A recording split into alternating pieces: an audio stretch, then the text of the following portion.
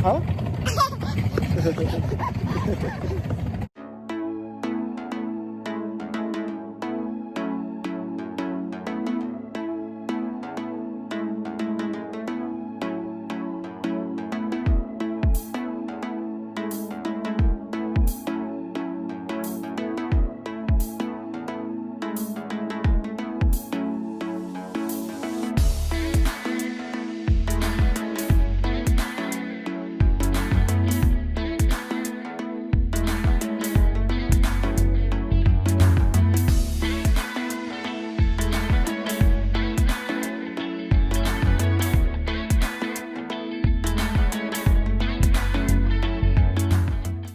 Welcome to a new series that I am starting. It's pretty much going to be a podcast type spiel where I pretty much just talk.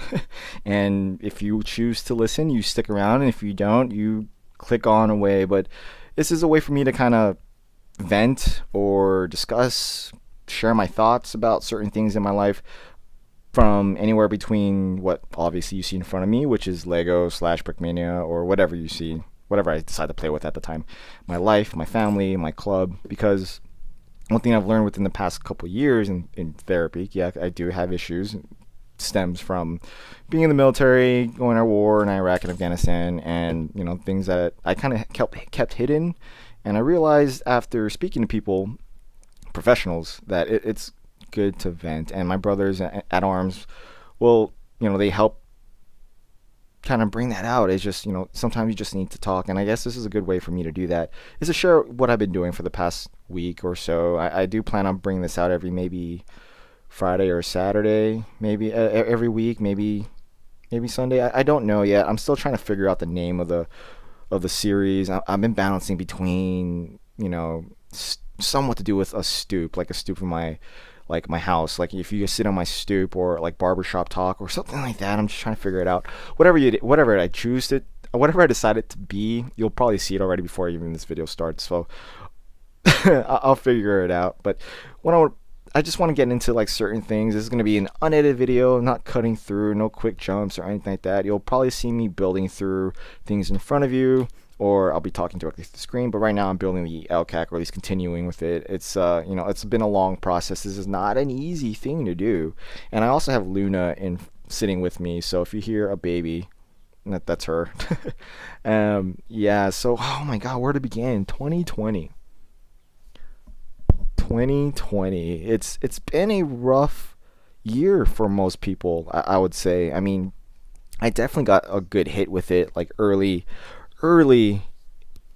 2020, I guess late December of last year. Because if you've been following me since then, if you guys know my story, at least my vlogs, you'll notice that I went from leaving my career with Urban Outfitters as a store manager to going to Lego as a store manager, then getting fired from Lego to just going to where I am. And currently, I work for the post office, and it's a recent thing, but it's been a rough couple months, maybe, I guess. But it's been a good one, but it's been a bad. It's a mixture of emotions that I can't really fathom. Like, I'm happy, but I'm tired.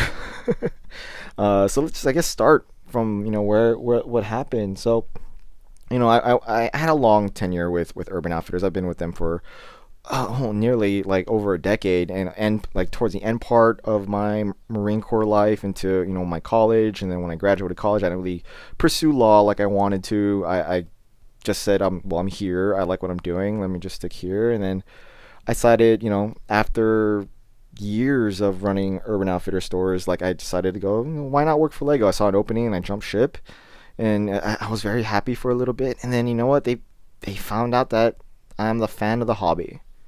And I guess if you follow Bricksmith's Forever Sorting with Kevin Hinkle, you'll see a pattern within Urban Outfitters. I didn't know, not that, within Lego, as far as LBR, Lego Brand Retail, or even corporate, that they don't like fans.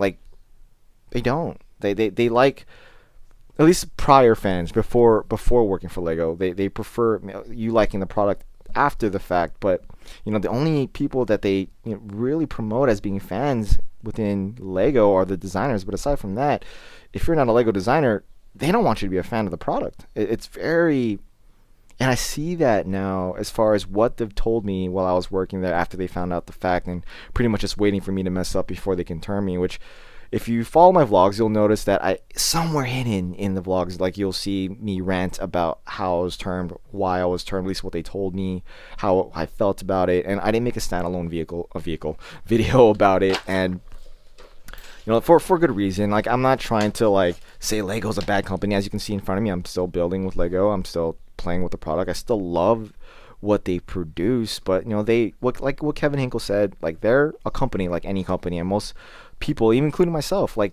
thought for a very long time that they can do no wrong, and well, they're a company like any other company, and they did wrong to me, and it really messed me up internally. Like they pretty much turned me from my decision making, at least that's what they said. And for years I went to therapy for my decision making, you know what I mean?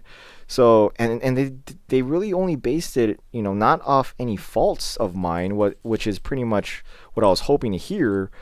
What they pretty much based it on was me being termed for I guess you would say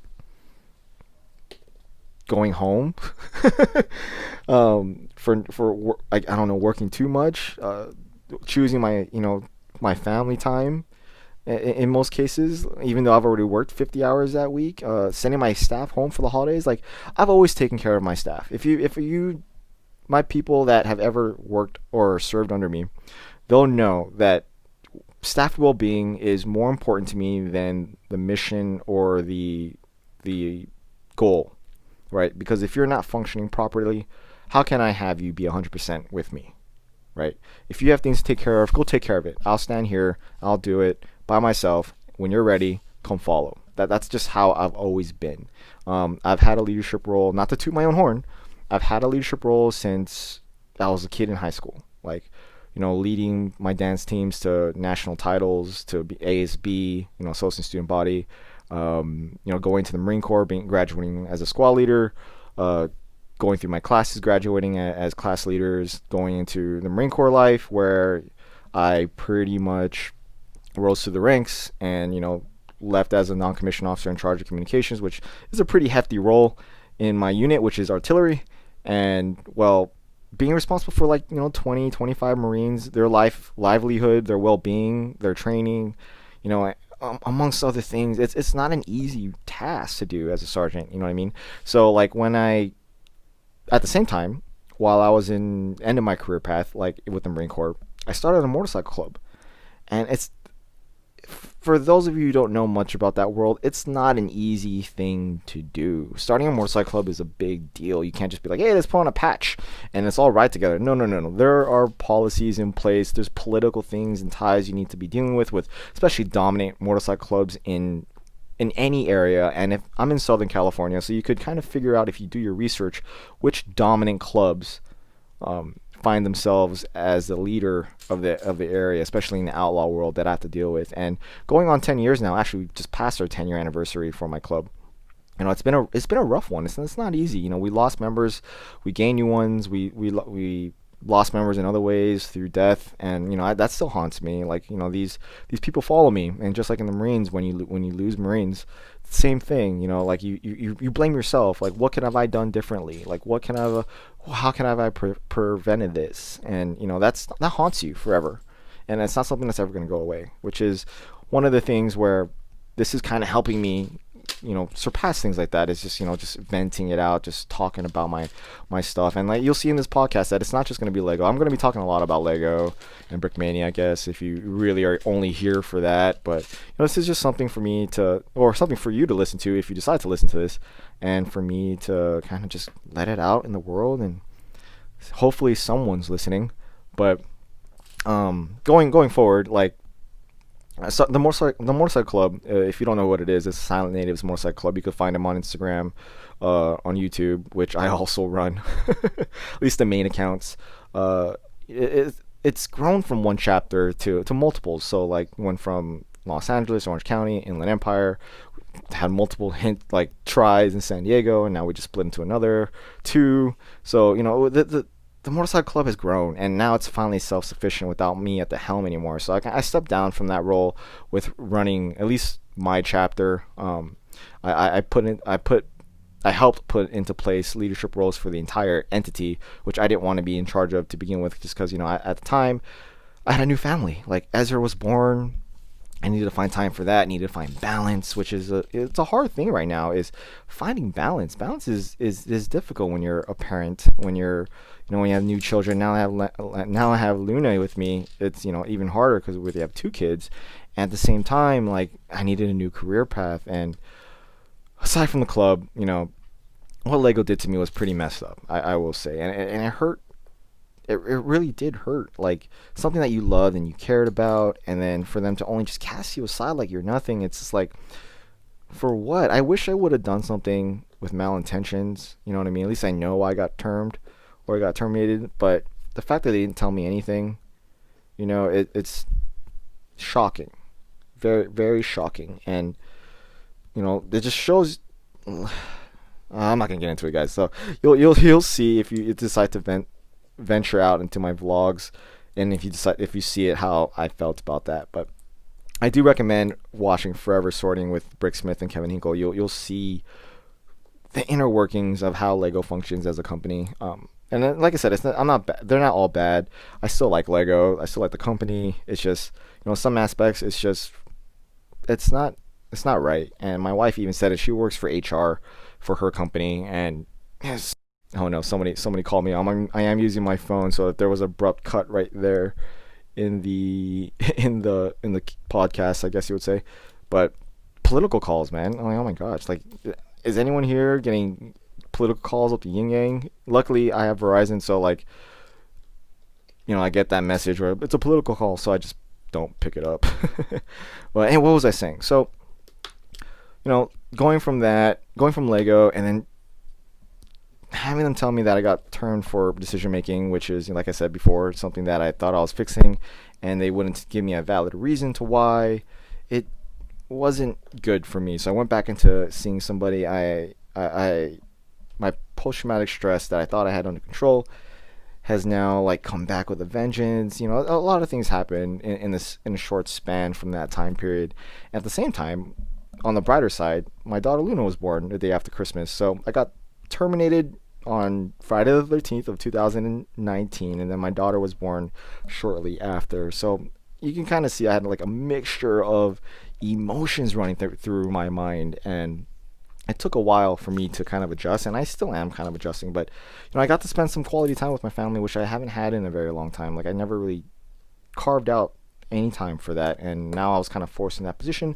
I took advantage of it. So I focus on my channel, which you kind of see where I'm at right now with that, which is decently growing. It's not really a big channel. I don't consider it one.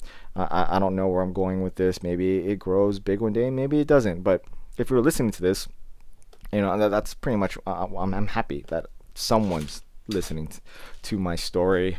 Whether it be one person or 1,000, someone's listening, which is, I can't appreciate that more than I already do. Like I love that. It's what's keeping me going with doing this. Like people are actually enjoying my content, and I'm trying to do my best to make it better and better every time I post a new video. I my friends believe in, my club believes in me doing this. My Urban Outfitter friends believe in me doing this. I still have my heart with them. At least my last staff, they know, they heard what happened to me, and they're in shock. They were in complete shock. My old staff from Lego, some of them reached out to me, thanking me for what I've done in my short stint with them. I mean, them by reaching out, that was enough for me to realize that maybe it's not just me. It was just Lego, and their distrust in fans and whatnot. But like I said, I kept getting into that. Oh my god. So recently I have found myself working for the United States Post Office, and I am currently at the very bottom of the totem pole. No leadership role. Like everybody has to start from the bottom, and I chose the route of the mail carrier. There's multiple routes you can get into. So as a mail carrier, you start as a CCA or a city assistant, which is like an apprentice, I guess you would say. You go in and you pretty much do swings from other routes, and maybe the whole routes depending on what's available at that time, from regular carriers who need to leave work early, or it's just too much on their plate, or they just didn't show up. So you're covering those routes, and I will say, being a postman now, it's not an easy job. Like, you have to respect these mail carriers running out there walking 14, 15 miles. Like, right now, I've been doing this one route. I mean, I've been doing multiple routes, but this one route, if you were to walk the whole thing, like on the sidewalks, not cutting through people's grasses, it's 15.4 miles. Because I tried it once doing that.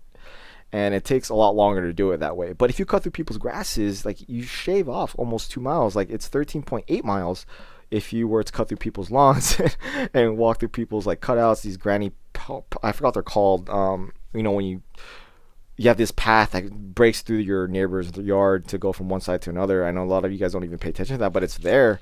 It's so the postman can walk through it, so that way they're not wasting time walking all the way around back to the sidewalk and going to the next yard, or what have you. But you'll see that, you see them for like a second, but in reality they've already walked 5, 6, 7, 8, 9, 10 miles, and they're tired, and they'll deliver mail, rain or shine, no matter how hot or cold or humid it is outside. They're going to deliver it, and they might be in pain, and you don't even know, but they'll put a smile on their face. They're tired, and now with the virus popping out, there isn't that much letter mail, and it's hurting the post office because we're getting a lot of parcels, and it takes much longer to deliver a parcel than it does a letter mail, and we're going broke. Like, we don't know if we're going to last past September. Like, that's a scary thought. And for those of you that don't know or don't follow, the federal government's not giving us any money. And if you don't know anything about the post office became privately funded a couple years back. And so, but we're still federally run. So we're federally run, federally appointed, but we're privately funded. And a while ago, we made a lot of money being privately funded, like just figuring out our own finances, where to the point where, I don't know, maybe the government wanted a piece of that action and put in a law that we have to pretty much forward money for benefits and retirement plans 50 years in advance, which is unheard of. Like, no federal government does that, not even for the military or any other government agency. Like, that's shockingly weird. But as the years progressed, like, the post office stopped making money trying to fund that plan that that Congress put into place, and before you know it, we were in debt, and now we're swimming in that. And now with the virus popping out, no letter mail, businesses are closed, and parcels are on the rise. Your carriers are tired. They're exhausted. They're having to deliver 50 parcels in a 3-block radius. Imagine having to carry all that with your mail already in place, going around, just kind of, it's hard. And people are getting angry with miscarries and stuff like that. Yeah, it's hard. And imagine having to deliver, oh no, Ezra's yelling. Ezra is in his terrible twos right now, so it's something that we're battling. It's kind of hard for those of you who are parents. You guys will know. He's about to be 3, but learning how to say no, it's once they discover that word, it's a hard thing to fight. And we're struggling right now with trying to get him to go to sleep, because it is nap time for him. I'm just kind of looking out, seeing what's wrong. But what was I saying? Yeah, so now we're broke. The post office is tired. If you know if you see UPS, they're tired. FedEx is tired. Everybody's tired because everybody's ordering crap. It's not even good stuff. It's just crap. Everyone's ordering. I mean, I'm in that boat too. I'm ordering crap. So people are just ordering stuff, and it's hard to just keep up with the times. And hopefully things kind of die down. Even though parcels are on the rise, it's not funding the post office. It's making it worse because it takes more time to deliver a parcel. We're wasting more time delivering parcels and not enough time, and receiving not enough first class letter mail, which is what normally funds the post office. And with Amazon on the increase and us delivering UPS and Amazon parcels too, it's only hurting us. It's only making us more tired. Like, it's ridiculous how much work we're doing right now delivering crap. But it is what it is. I mean, it's what I signed up to do. It's just, it's hard right now, especially lately, because I put in 110% in anything I do, any position I put myself in, and I'm doing full routes, and that's unheard of this early in my career, or early in a CCA's lifespan, to like start doing full routes. Only working there for 2 months now, or at least a month. I was doing full routes in a month, or less than that. and being trusted with casing it and doing it all on your own. Like usually that takes time to be given that, responsibility. But I've been doing that. I don't know if it's just the shortage of staff, just up, or the increase in workload. It's just that's just what I've been doing, and it's only making me better as a person in the post office. But it's also making me exhausted. Like the past 2 weeks, I've been working 12, 13-hour days, walking my route, then doing someone else's route because they're, not doing it. I mean, these old timers that have been doing it for a long time, they're getting tired too, and they need help. And although not young, I am younger. I could definitely help out where I can, to try to help them out because I can see it in their faces when they're, when I go to them, I'm only supposed to take a loop out, but I just go there and be like, okay, you're not going to finish before 6. Let me take more. Let me just knock out these 3 parcels for me, so I don't have to carry it in my satchel. I'll do the rest for you. And that's pretty much been my mentality. But at the same time, it's just making me really tired when I get home, and it's definitely putting a strain on my family because they don't see me because I'm working almost every day. I don't know when my days offs are, so it's a rough life, a very rough life in the beginning. And every OG that I know in the post office that they see me struggling with work balance and at least family balance, they're saying, hey, just stick with it. It's hard. They told you this in the beginning. That's going to be this way. Even my family that work in the post office, they told me the same thing, that the first 2 years are rough. They're going to be rough. It is what it is. But once you get your own route, once you're set, you could either run with getting a route of your own and just kind of being on your own time, or doing something else with the post office, which is what I'm kind of looking into, like marketing, or putting my degree to use. Because I did go to school, I did go to college for, to be pre-law and go into becoming a lawyer, which thankfully I didn't do. I'm happy I didn't go that way. But like that's, I type 80 words per minute with a 98% accuracy. Like I'm good, I'm fast. Like I know how to be an admin. I know how to lead. I don't know if I want to be a supervisor. I don't know yet. Like I don't know where my life is going to go. I don't even know if I'm going to stick around with the post office. But right now it's a job. It is what it is. I enjoy it for what it is. Look, I got coffee. I enjoy it for what it is. I enjoy being out there. I like what I do. But I don't like not knowing what I'm doing the next day, not knowing where my next day off is, not knowing when I'm going to be able to go home and see my family. Like that's rough. Like that's the rough part. And that's what's I'm struggling with right now, is not knowing when my next day off is, not knowing if I can go here or do this or carve out time for myself. Like that, not having a Sunday off. Like I work on Sundays, like in holidays. Like you think the post office is not working Sundays? They are. They're delivering UPS last mile parcels and Amazon. They're doing parcel runs, and then on holidays they do the same thing. They just know UPS is just first priority mail, and Amazon obviously. Like the only two times, like the post office runs 365 days a year. You might not see them 365 days a year because the office is closed, but that doesn't mean that mail handlers out there are sorting mail in the giant factory warehouses. They're still doing that, like 365 days a year. There's no holidays. But there's only 2 actual holidays for the post office, which is Thanksgiving and Christmas, in which there's nothing being delivered. That's the only 2 days. So, it's a rough life. I'm getting used to it. It is a way of life that something that I am familiar with being in the military. That it's just something that you just have to get used to, and I'm trying to find that, get used to it. And it's a union, like it's a blue collar versus white collar type of atmosphere, because you have your your workers and you have your leadership, in which I find myself to be in the bottom. So I don't mind. I don't mind it right now, at least. I know it might get old in a little bit, so we'll see how I feel. But yeah, so that's pretty much my life right now, as far as where I'm going and I'm struggling with, and what have you.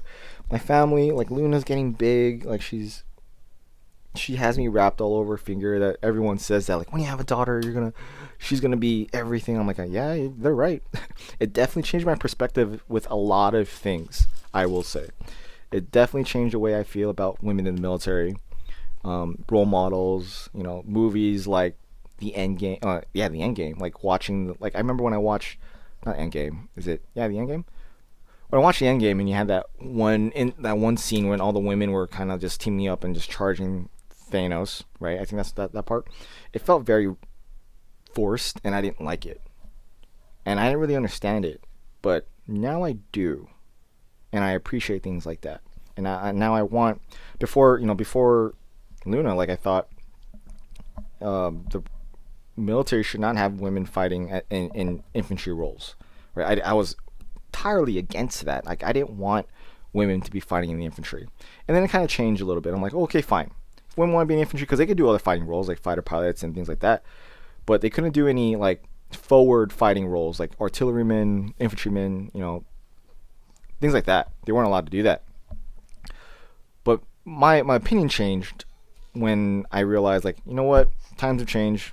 That I can't. I gotta accept it. It is what it is.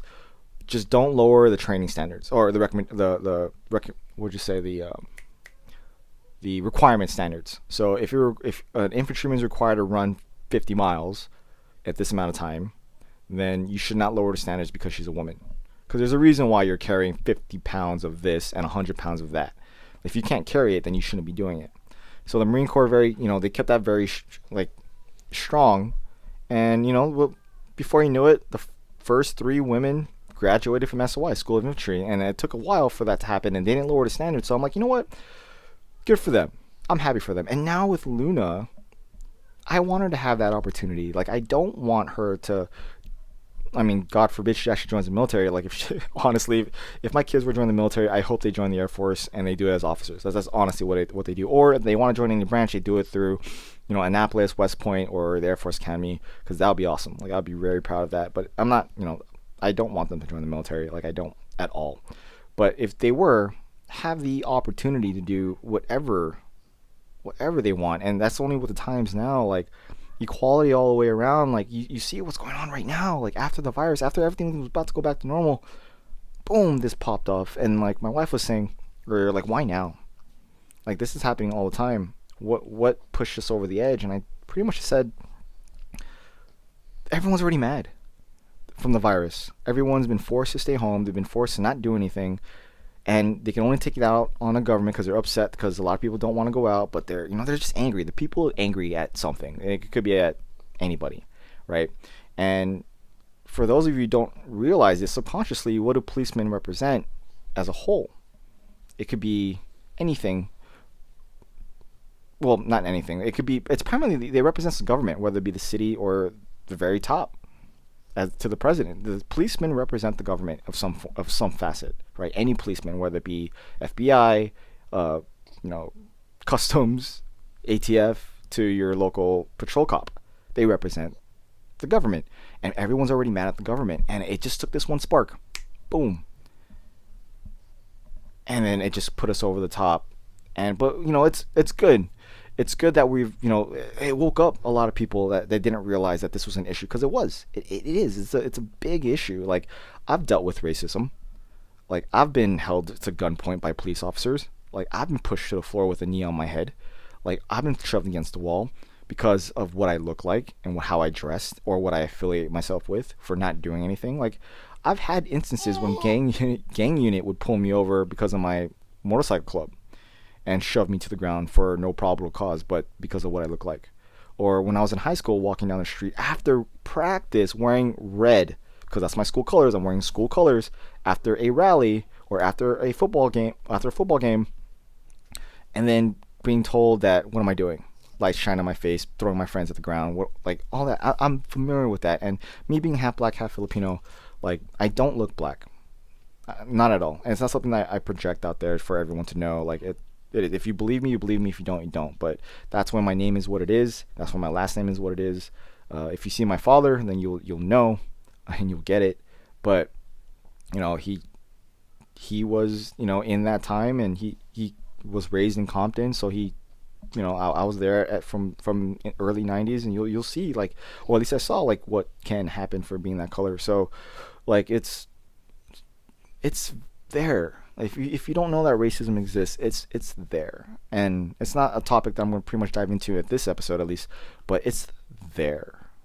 You have to understand that the black community has only recently been freed, a century and some change ago, recently, and then only within the past couple decades, maybe even a little bit before that, like having the ability to own property and put their children to school, whereas most other communities have had that opportunity from the very beginning.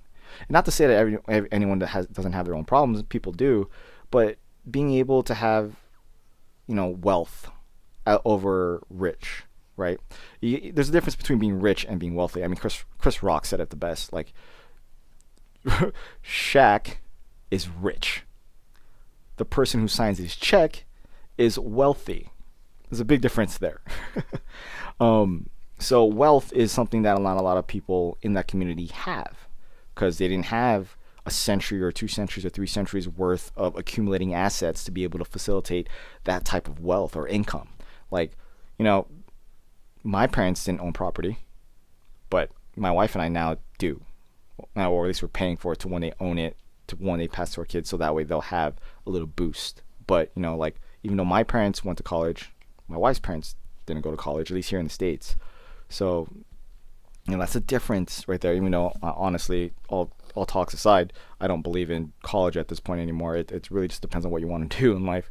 Because I do have friends that graduated college and they're making nothing, as opposed to friends that actually decided to go to a trade and are making 3 times as much. So, like being a postman, it doesn't require you to go to college at all. But there are postmen out there, at least OGs, that are making $60 an hour, not including overtime. So, that's it. It's really just what you want to do, but it's there, and that was a tipping point. I honestly believe that's a tipping point, and it's a good thing that we're facilitating change, and it's good to see people not of black descent like angry and protesting. It's good to hear. It's good to see. It's refreshing to notice that people are noticing. Will it facilitate change? I don't know. I don't believe in defunding the. Oh no! I just dropped my phone. I don't believe in defunding the police. No, that's the worst thing you should be doing. I do believe in change as far as training and focus. So maybe that's what they should be doing, but I don't know. Racism is just, it's going to be there. It's hard to kind of ignore. It's going to be there until, I don't know, maybe my generation, the millennials. I mean, I'm an early millennial, so I'm like a 80s millennial. I was born in 86. So maybe for us to finally be in charge of this nation, hopefully. Because, it really, like my father told me one day, it's like, you're going to one day wake up and then your high school class is running the country, and that's a scary thought. And right now, it can't come any sooner, because maybe we need that. You know what I mean? Maybe we need that generation to finally take over and create some change. But I'm in the middle right now with how I believe. I haven't really voiced my opinion publicly, but I do want a change. I do want police to be held accountable for what they do, but I do understand it's also a hard job. It's not an easy one. It's a thankless one. So I see both sides, but yeah, the police just need to realize the impact of what they're doing. It's called, it's not a you versus me attitude. And this is something I learned in college, like in policing, is like, you versus me attitudes, like what's seen in LAPD back in the 60s. What they're doing is everybody's an enemy, and that's not right. You see all these areas where community policing is the focus, and those are the ones that succeed, because those are the police officers that care. Those are the communities that do well. You don't see what you see on the news with, a recent tragedy or those before that. You don't see that at all. You don't see those in other countries, but it's here you see that. There's training. All the countries have years of training before they see the streets as police officers, as cadets. Here it's like 13 weeks, 16 weeks, if that, and then you learn on the spot. That's not the way to do it. That's how you're gonna get what we're currently seeing within the past century, and it's sad to see. It's very sad to see, but at least people are waking up. And will change ever happen? I'm like, I don't know, but what else can 2020 lead to us? I mean, oh my gosh, like it's just one thing after another. Maybe if the post office does go broke, and it just creates another standstill, like once everybody's back to normal again, because we were back to normal and then this happened and people started rioting, protesting, looting, and And then, maybe when everything's back to normal, the post office by September we go broke, and then once again the economy stops. So the 2020 it's not the year, but it is what it is. Let's just see what we have to do. Just everybody kind of just take care of yourselves and be good to each other, and hopefully everything kind of pans out. But that's where I'm at with all those talks. I guess I do have this to build, the LCAC. It's like, oh my gosh, like so if you guys don't know, Brickmania sent this one to me for free. I got this set for free, and this is not something that I really thought would ever happen to me. Is getting a set for free from Lego. This isn't from Lego; it's from Brickmania, which I have dived myself deep into, thanks to Lego, because I can't find myself being a strong person within the Lego within the Lego world, because I'm competing against large YouTubers like Just Too Good, Ryan, Brick Tech. There's no way, Brickzar. There's no way I'm gonna compete against them. But I found myself a niche that I can kind of dive myself into, and I'm happy where I'm at with it. Like it's growing my channel pretty decently, and I've built my own little tiny community, and I appreciate that. Like I do, truly do appreciate what I have right now, and it's not a big thing. I don't know where it's gonna go, but Brickmania did reach out. Dan Siskin himself. We were talking through DMs, and then he said he appreciated what I was doing for Brickmania, and he wanted to see my channel grow. He wanted to, because at the time I was only like at, I don't know, 500 subscribers, and he saw my CH53E video, my Super Styling video, and he was very impressed, and he wanted to see me grow, and he said, hey, we want to help you out some way, some form, and this is their way of doing that. This is their appreciation, was just sending me this LCAC for free. And when I threw that out there, that I got this for free, as you're supposed to, because it's FTC it's FTC regulations, that if you were to get something from a company to review for free, you have to disclose that, to not kind of post your opinion there, to be influenced by something you get for free, if that makes sense. So I disclosed that, and people just didn't believe it. Like, they didn't understand that I could get something like this for free from Brickmania. Like, it's unheard of. It's my channel is too small. It's not. Oh no, it's not something that Brickmania would do. But I did. Why would I lie about something like that? Like, why would I lie about getting a Brickmania set for free? Like, what benefit does that give me by saying I got this for free? Nothing. It actually does the opposite. The one thing that I was worried about is people, like, why me? Like, exactly how Kevin says it, is, why you got it free? Why can't I get it for free? That type of attitude. And I never thought that would happen to me, but it did. And the hate is real, but it is what it is. I'm gonna have to deal with it. If they believe me or not that I got it free, I'm not lying. There's no reason. I have integrity. So yeah, I'm not gonna get into that either. I mean, I can go full rant mode about that, but what larger YouTubers say, like, they say, like, you can have 100 beautiful comments about how well your video is, how you are, and all that kind of stuff, and then it comes to that one comment that says you suck, and you're just gonna be dwelling on that one comment for quite some time. I'm also trying to find this one piece that's in this mass that I currently can't find. Like, this is the old way of doing Legos, just dumping everything dumping everything on the floor and trying to find that one piece you're looking for, and I'm not succeeding in that right now. But diving back into what I was saying, is just like, you're gonna have that hate, and you're just gonna have to deal with it, and it's hard to ignore. It really is. But I'm happy with where I'm at with it, and yeah. So, wow, I kind of did a lot right now. But I am happy with where my channel is right now. I'm happy with the friends that I've made all the way around within the YouTube Lego community, within the circle that I've pretty much found myself in. And then, all the other friends that I've currently made, and all of you guys that are currently listening to this, I guess, new podcast, which I need to figure out a name. If you have a suggestion, just throw it down there, because if I change the name tomorrow, I'll just change the thumbnail. But I'm going to leave it here, because I'm already at 20-something minutes. And yeah, so those were my thoughts for today.